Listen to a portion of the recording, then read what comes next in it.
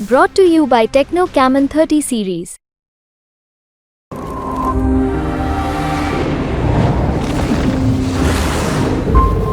India Today Axis My India का जो exit poll है वो सामने आ गया है। शिवराज जी, एक बार फिर से मध्य प्रदेश में ज्यादातर सीटें बीजेपी के हाथ में जाती दिख रही हैं। 28 से 29 सीटें भाजपा जीत सकती है, ये आज तक India Today Axis My India के सर्वे में आ गया है। 29 में से 29 सीटें भारतीय जनता पार्टी जीतेगी। हम और जीतेंगे भी भारी अंतर से। हम सामान्य अंतर से नहीं जीतेंगे, अंतर देख के भी लोग आश्चर्यचकित होंगे।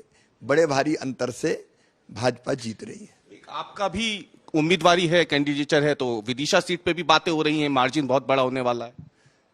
निश्चित तौर पर जीतेंगे ही और भारी समर्थन मिलेगा।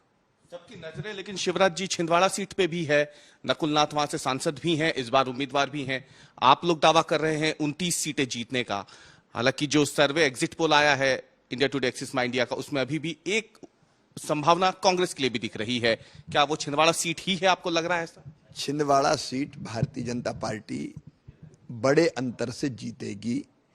पूरे मध्य प्रदेश की जनता के मन में केवल मोदी जी हैं, बाकी और कुछ जनता ने देखा ही नहीं।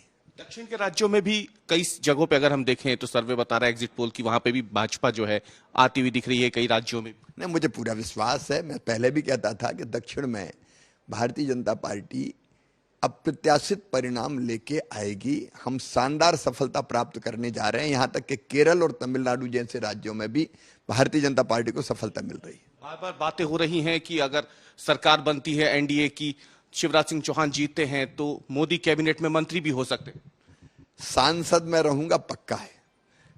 भारतीय जनता पार्टी के कार्यकर्ता हर काम को महत्वपूर्ण मानते हैं और जो पार्टी काम देती है उस काम को पूरी मेहनत और अपनी संपूर्ण क्षमता झोंक के करते हैं।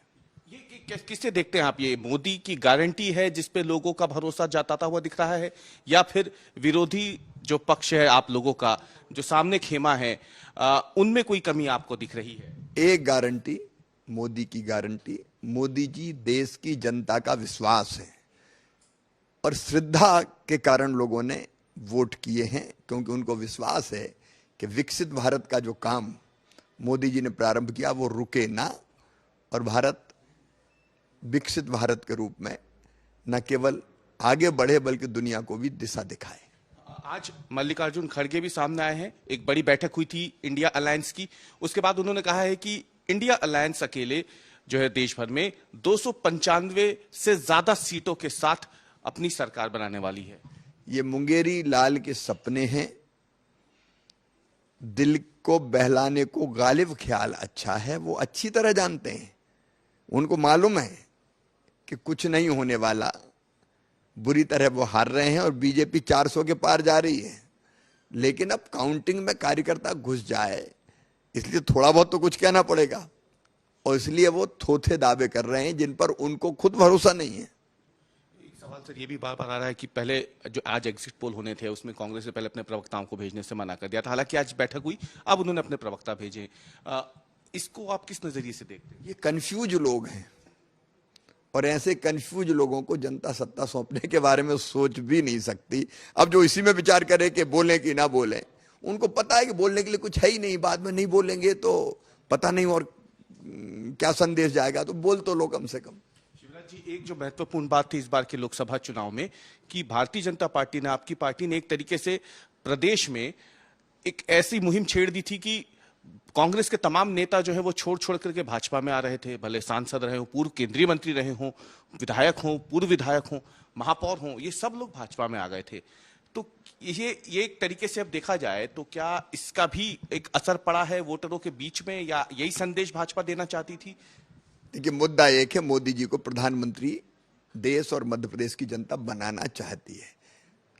अब उसमें अनेकों लोग भारतीय जनता पार्टी में इसलिए आए कि मोदी जी बने, भारतीय जनता पार्टी देश का कल्याण कर सकती है, तो उनका भी हम लोगों ने स्वागत किया। प्रधानमंत्री ने दो बड़ी महत्वपूर्ण बातें की थी इस बार के चुनाव में। यदि एनडीए जीतती है तो 1 नेशन 1 इलेक्शन, उस पर बात आगे बढ़ेगी, ये बातें उन्होंने कही थी। और इसे आप कैसे देखते हैं? मोदी जी जो कहते हैं वो करते हैं, यही देश के हित में है। 1 नेशन 1 इलेक्शन। और जो उन्होंने कहा है वो करेंगे। आखिरी सवाल, इस चुनाव के नतीजों के बाद कांग्रेस को या फिर राहुल गांधी के भविष्य को आप कैसे देखते हैं? उनका ना तो पहले कोई भविष्य था और ना आगे कोई भविष्य है, ना सोच है, ना विजन है, ना नीति है। ऐसे लोग, ना कोई विचार है, ऐसे लोग देश को कभी दिशा नहीं दे सकते, पार्टी भी नहीं चला सकते।